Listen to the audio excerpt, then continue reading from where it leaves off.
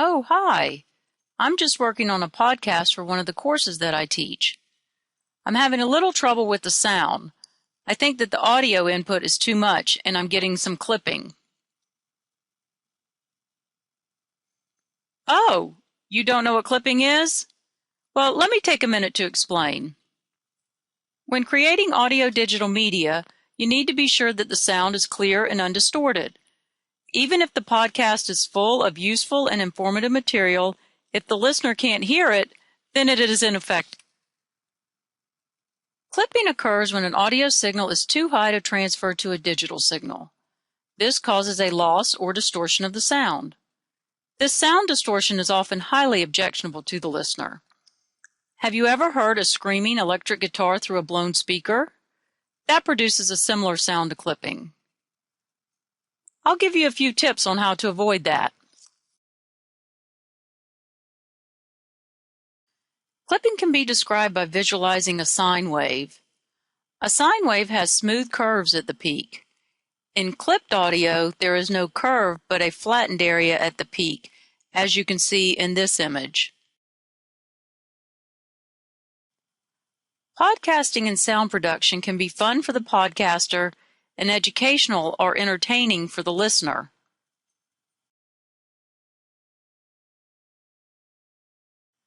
However, you certainly do not want your listeners to respond to your podcast like this.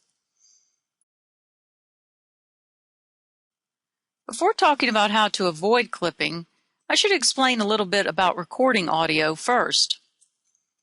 Audio signals are measured in decibels or dBs.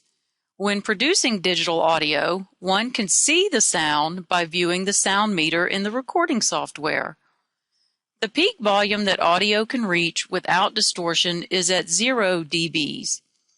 Interestingly, in analog audio, that dB threshold can be exceeded by up to 3 dBs without adversely affecting the sound. That is, the sound can go up to plus 3 dBs. However, digital audio is not that forgiving.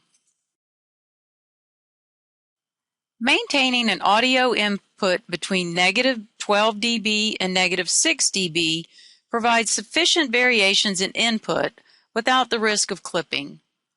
Audio levels between negative 12 dB and 0 dB provide a cushion and allow for appropriate sound dynamics.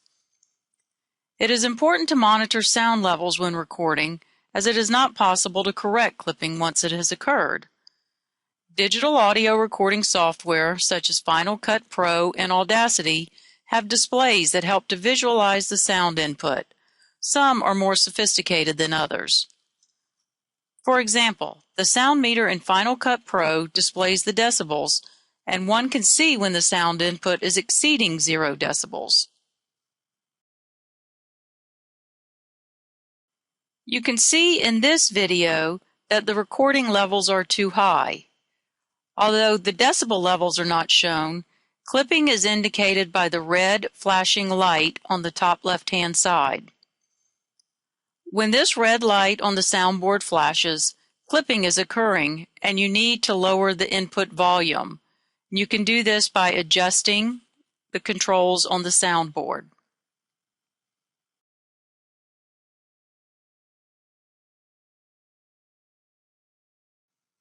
Well, thanks for dropping by today. I hope that this has been helpful for you. Remember that podcasts can be fun and informative, but clear audio is critical to listener appeal. Best of luck to you.